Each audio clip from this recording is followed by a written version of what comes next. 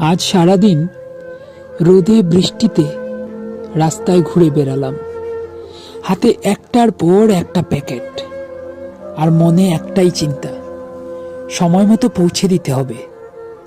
অনেকে শুধু একটা ডেলিভারি বয় হিসেবেই দেখে, কিন্তু কেউ বুঝে না এই ব্যাগের ভেতরে শুধু পণ্য নয়, আমার পরিবারের ভাত কাপড়ের স্বপ্নগুলোও থাকে। কখনো হাসি মুখে ধন্যবাদ পাই, কখনো আবার সামান্য দেরির জন্য শুনতে হয় অনেক কথা। তবুও থামি না, কারণ বাড়িতে কেউ আমার অপেক্ষায় থাকে। আমি শুধু ডেলিভারি দেই না, আমি ঘাম দিয়ে পৌঁছে দেই দায়িত্ব, কর্তব্য, একটু সম্মান, একটু ভালো ব্যবহার। এটুকুই আমাদের দিনের সবচেয়ে বড় বোনাস।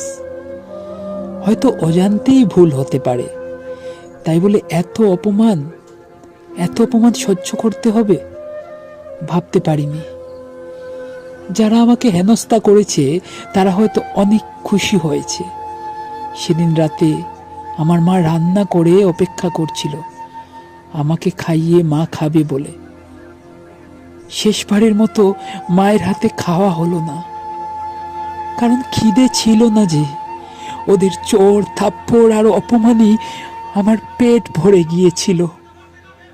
আজ তোমরা প্রতিবাদ করে কোনো বিচার পাচ্ছ না, আর এটা আমি জানতাম।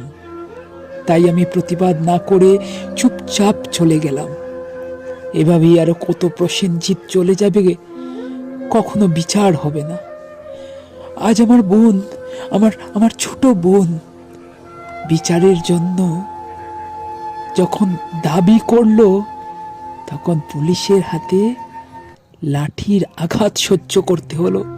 আমার বোনের চোখে জল ঝরছে। এ আমার নয়, এ প্রত্যেকটি প্রসেনজিতের বোনের চোখেই জল ঝরবে। কত মায়ের চোখে জল ঝরবে, কত মায়ের কোল খালি হবে, কেউ তা জানে না। আমি আছি প্রত্যেক আত্মসম্মানী মানুষের মধ্যে, আমি আছি। আজ বিচার হবে না। যদি বিচার না হয়, তাহলে আমি হারব না। হেরে যাবে সততা, হেরে যাবে আত্মসম্মান।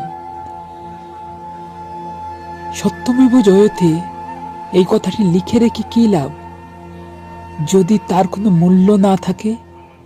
বন্ধুরা, তোমরা প্রতিবাদ করছো, কিন্তু তাতে প্রসেনজিৎরা কি সত্যি বেঁচে থাকতে পারবে? হে সমাজ, আমার মতো যেন আর কোনো প্রসেনজিৎকে মরতে না হয়।